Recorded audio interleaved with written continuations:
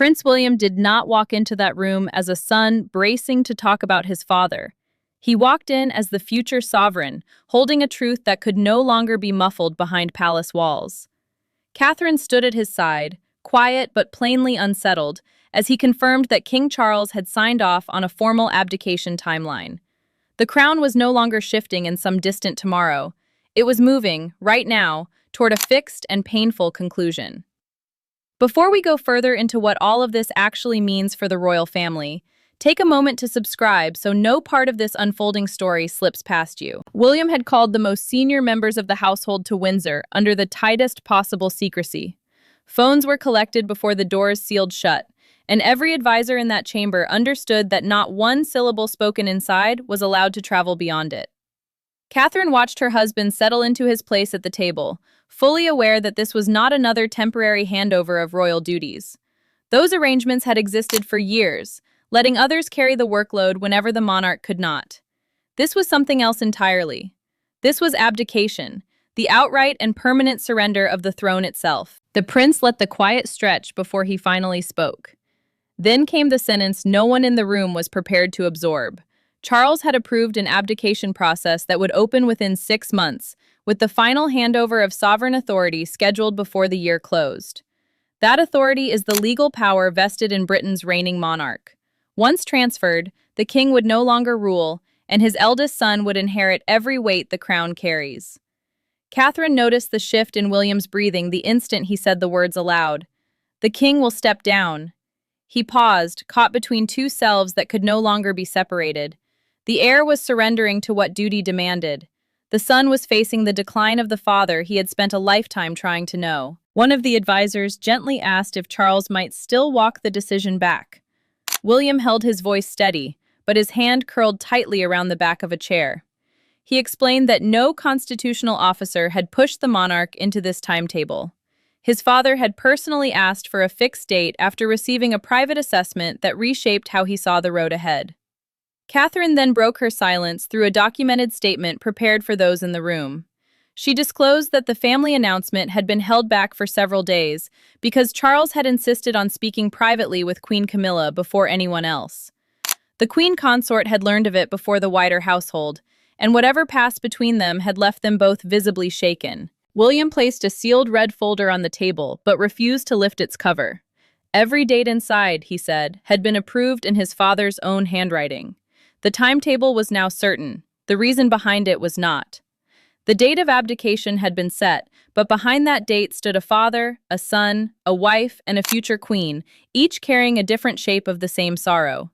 The monarchy could dress the abdication in laws, signatures, councils, and ceremony, but no official language could translate what it meant inside the family. For Charles, it was letting go of a destiny he had waited decades to claim. For William, it was an inheritance arriving far too early. For Catherine, it was a duty ballooning overnight. And for Camilla, it felt like a future being lifted right out of her hands. King Charles had spent nearly all of his life preparing to wear the crown. He had lived through decades of expectation, judgment, and doubt before he finally became monarch, the sovereign who serves as Britain's head of state. Now, after waiting so long to even begin, he was preparing himself to release it. Abdication may sound like a simple shift of position, but for him it meant conceding that willpower could no longer outrun time. Charles sat alone in his study after the family meeting ended. He slipped off his glasses and stared at the first page of the timetable without turning it. Every entry marked a duty he would perform for the last time. Every deadline nudged him closer to becoming a former king, while he was still trying to understand what his reign had even been. William was carrying a different weight. He had always known the throne would eventually reach him, but he had imagined years of quiet apprenticeship under his father. Instead, the transition was now being counted in months. Catherine found him by a darkened window late that night, still and unable to sleep. When she asked what was frightening him most, he told her honestly. He felt guilty preparing to accept the role his father was grieving to release. Catherine knew that guilt would not stay only with him. The transition would immediately draw Prince George closer to the direct pressures of succession, the fixed order that determines who inherits the throne. Their son was still a child, yet every choice made around him would now carry heavier consequence. She understood that William was becoming king too soon, and George was being nudged toward the same fate even faster. Camilla was nursing her own wound. She had been told before the prince, creating a tense undercurrent between the king's wife and his heir. William could not overlook the fact that she had been trusted first with the most consequential decision of the reign. Nor could he simply accept Charles's request that the queen consort keep a protected royal standing after the abdication. The exact privileges tied to that protection remained undefined. Camilla eventually asked her husband whether he was truly sure. Charles reached across the table, laid his hand over hers, and answered, "I am certain only that I cannot leave this until it is too late." Those words rewrote everything. The abdication had not begun with a document or a warning from the Constitution. It had begun in the moment the king faltered, exactly when the nation had expected him to stand unshaken. For weeks, the palace had described the king's lighter schedule as caution. The family had accepted shorter appearances, redrawn routes, and quiet rest periods without asking the one question no one wanted answered. Then came the Commonwealth oath ceremony at St. George's Hall. Charles rose to deliver a pledge he had spoken many times, but partway through the page, his voice halted, his hand shook, and William stepped forward. King Charles had already surrendered more duties than the public realized. Several engagements had discreetly moved to William, Catherine, Princess Anne, and Prince Edward, letting the monarch preserve his strength without setting off alarm. The Commonwealth oath ceremony was a formal occasion in which the sovereign publicly renewed a promise of service to the nations bound together within the Commonwealth. Charles had insisted on attending because, to him, continuity depended on the crown appearing steady, even when the man wearing it was not. The king began in control. Then he lost his place. He searched the page, tried to press on, and found nothing there. William saw the fear before anyone else did. When his father silently gestured toward the closing passage, the prince stepped forward and finished it before the assembled officials. The ceremony continued. The monarchy did not falter, but something inside Charles had already broken. Charles worked through the remaining formalities and withdrew into a private antechamber, a small room used for preparation or retreat beside a ceremonial hall. He refused help, closed the door, and stayed alone for nearly 20 minutes. No aide entered. No advisor spoke. Outside, William stood carrying the knowledge that he had just filled his father's place before an audience that understood exactly what it had just seen. William felt no victory in it. He felt exposed. Later, through a private recorded conversation with Catherine, he admitted that finishing the oath had not felt like a rehearsal for kingship. It had felt like watching an ending while everyone around him pretended the moment was still under control. She listened as he confessed that the silence after his father fell quiet had frightened him more than the ceremony itself. Charles made his decision that same evening. He requested the sovereign transition files, the emergency papers drafted to steer the handover of royal authority if a reigning monarch could no longer continue. It was the first time he had ever asked for them of his own choosing. On the first page, the king added a handwritten line. "The monarchy," he wrote, "must never again face a public moment in which uncertainty reached the throne before preparation did." Catherine visited Charles the following morning. He told her that watching William finish the oath had shown him something painful yet undeniable. The crown had carried on without a break, even while he stood unable to speak. His son had shielded the institution. And yet, in doing so, the prince had also revealed how close the ending truly was. That ceremony convinced the king that succession could not wait. But when father and son finally faced the timetable together, duty collided with wounds neither had ever put into words. No advisors remained in the room. No secretaries lingered along the wall. Charles sat at one end of the table with the abdication file in front of him, while William stood at the other, refusing to take the empty chair. What began as a conversation about dates soon slid into something far more personal, a reckoning about fear, sacrifice, and the unspoken suspicion that one man was surrendering while the other was rising. King Charles wanted the transition finished within 4 months. He argued that ambiguity would erode both the government and the royal household, because an unclear transfer of authority could leave officials unsure who bore the final responsibility. The abdication file held the legal timetable needed to close one reign and prepare the next. To the monarch, speed meant control. To his son, it looked like a family being forced to reshape itself before it had even understood the price. William asked for more time. He was not asking because he feared becoming king. He was asking because Catherine would become queen at his side. Their children would slide closer to the heart of succession, and every institution around them would have to recalibrate at once. Schools, security teams, charities, and household staff would all be affected. The future king knew the crown could survive a swift transition. He was less certain his family could. Charles heard hesitation and answered with anger.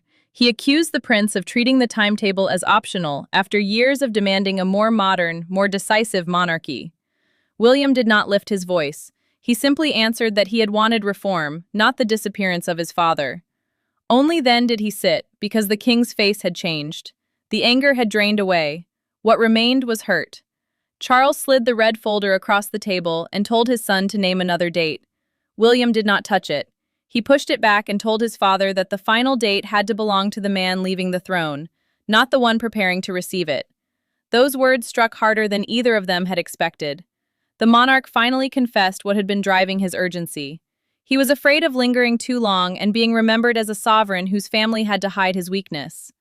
William answered with a private fear of his own, later recorded in a confidential account. He feared history would frame him as the impatient heir who profited from his father's suffering. Neither man wanted to win. Both feared how they would be judged. Charles slipped off his signet ring, the personal seal traditionally used to represent royal authority, and set it beside the folder. For one dreadful moment, William stared at it. Then the king slowly slid it back onto his finger. He was preparing to leave, but he was not finished yet. Father and son could argue about timing, but beyond that locked door, the crown's advisors were already deciding which choices still belonged to them. An abdication may begin with a monarch's decision, but it cannot be completed by emotion alone. Behind the palace walls, constitutional advisors, legal officers, senior courtiers, and government representatives began constructing a path that left no space for confusion. Every sentence carried weight. Every date carried consequence. Yet at the center of those calculations sat one exhausted man, listening as others explained how his reign would formally end. King Charles heard the process described in cool, precise terms. Parliament would need preparation. Security arrangements would shift. Succession plans would be triggered. And eventually, a proclamation would confirm William as king. A proclamation is the formal public announcement that establishes a new monarch. The sovereign could choose to step aside, but constitutional machinery still had to translate that choice into law without leaving the nation confused about who held authority. The pressure sharpened when senior advisors warned that once the public timetable was announced, it could not be treated as flexible. Any reversal would corrode confidence in both Charles and William. The king understood the danger. A failed abdication would make him look indecisive and leave his son suspended between loyalty and ambition. The future king would inherit suspicion before he ever inherited the throne. Camilla refused to accept the pace without pushing back. She demanded assurances that her husband would not be reduced to a retired figure stripped of influence, dignity, or access.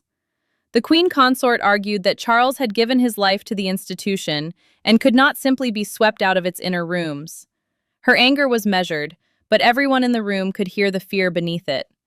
Charles stayed silent until an official read from a draft scenario and referred to him as the former sovereign.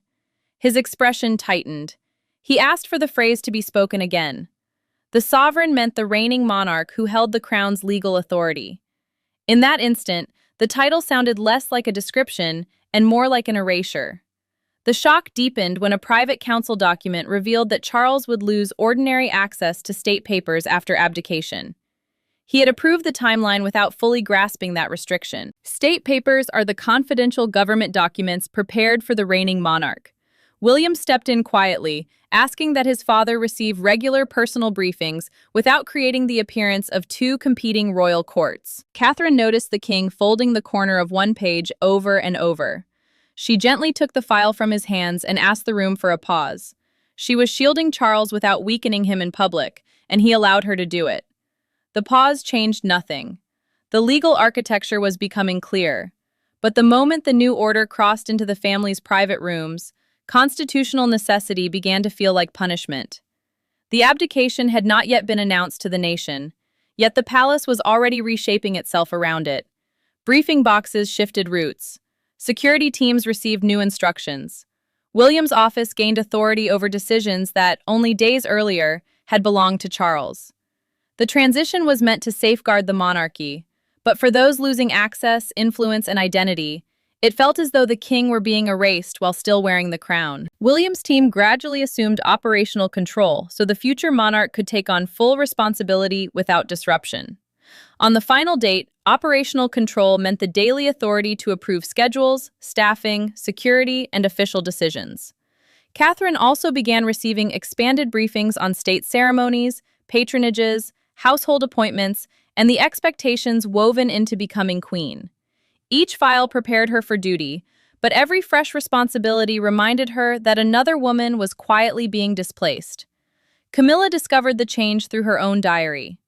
One of her scheduled meetings had been reassigned to Catherine's office without any personal word of explanation.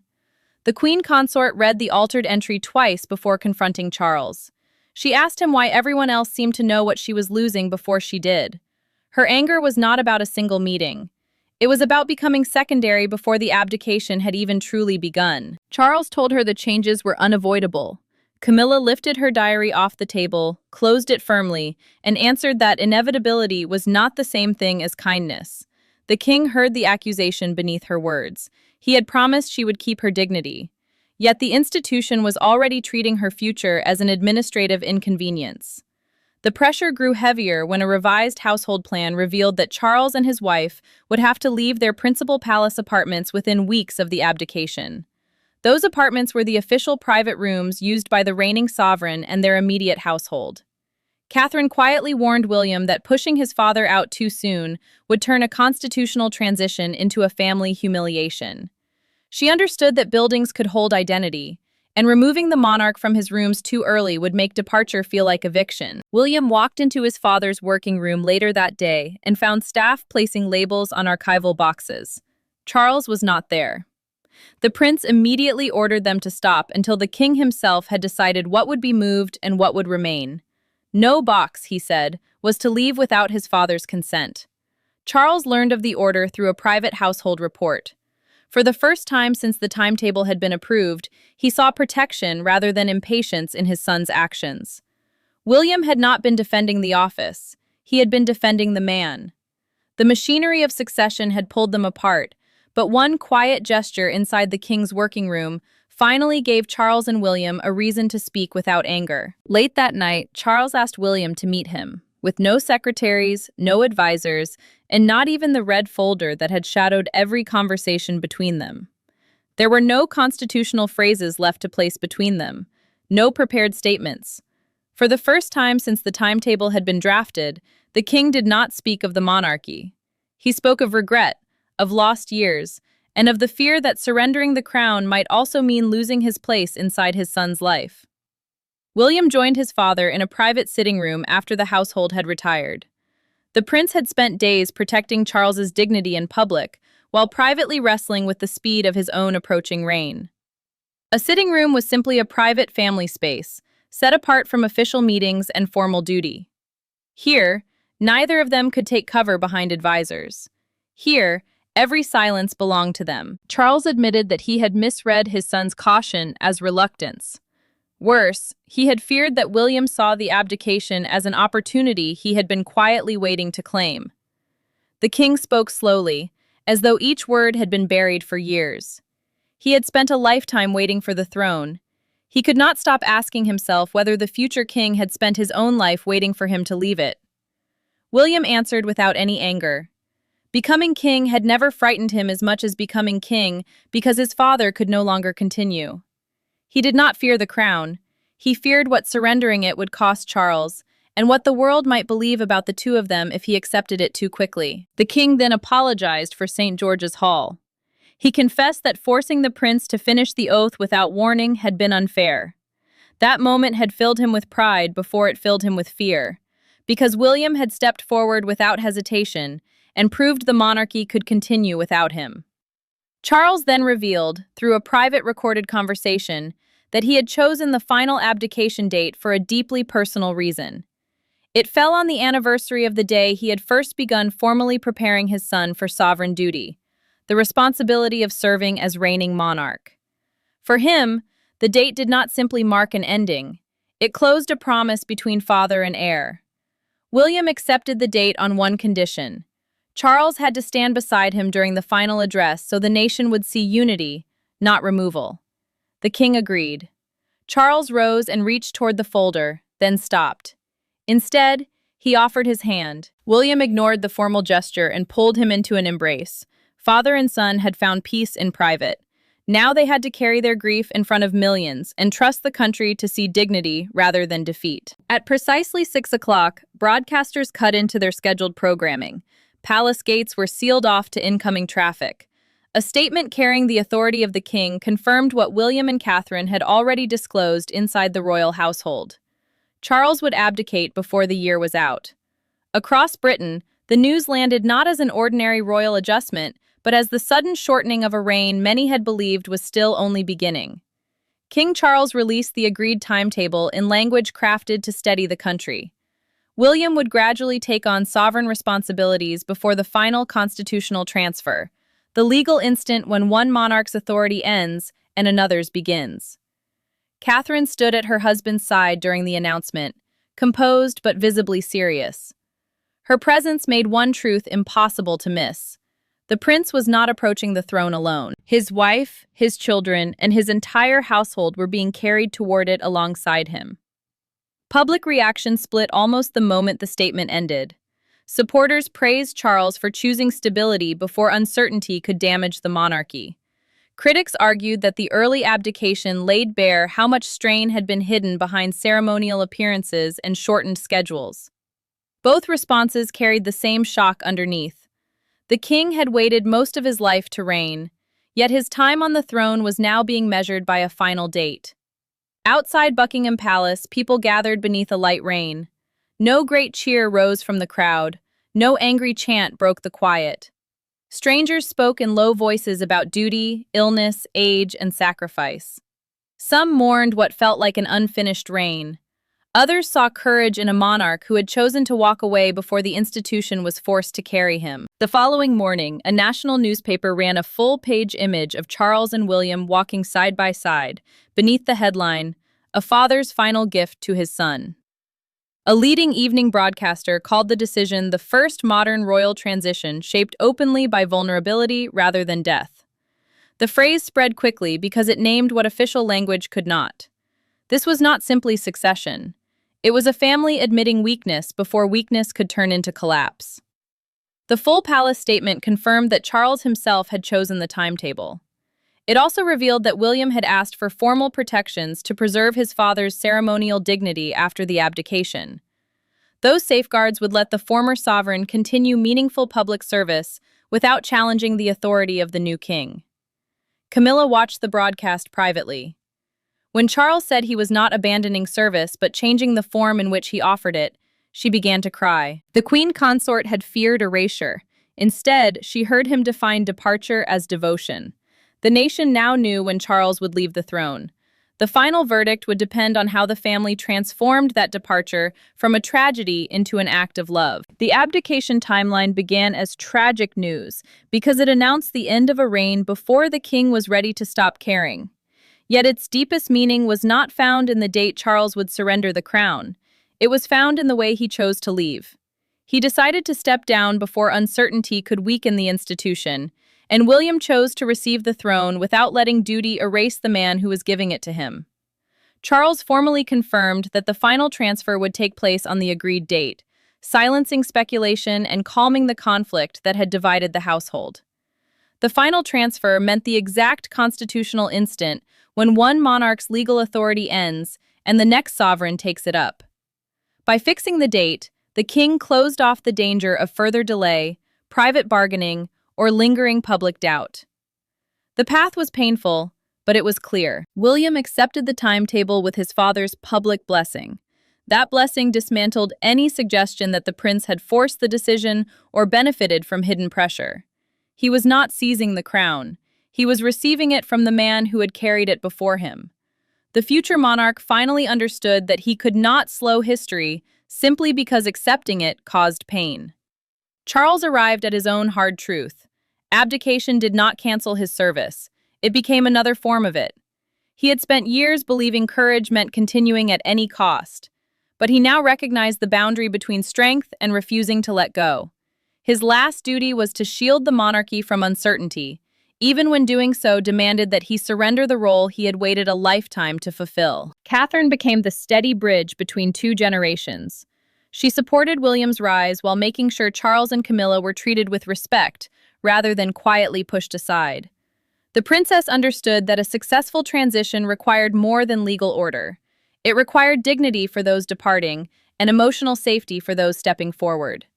Camilla still grieved the loss of influence and standing, yet the queen consort accepted the transition after Charles assured her that their shared life would continue beyond the crown. He could lose the throne without losing their marriage, their home, or the meaning they had built together. Charles signed the approved timetable during the family's final private meeting. He set down the pen and slid the document toward William. The prince rested his hand over the signature, but did not immediately lift the page. For one silent moment, neither man moved. The abdication was not defeat. It was the king's last sovereign decision, a sacrifice made to guarantee stability, protect his son, and prevent pride from placing the institution at risk. And when the crown finally passes from father to son, history will remember that Charles's last great act as king was not clinging to power. It was knowing when to place it, safely, into William's hands. Thanks for watching. Please don't forget to like and subscribe, and we will see you in the next one.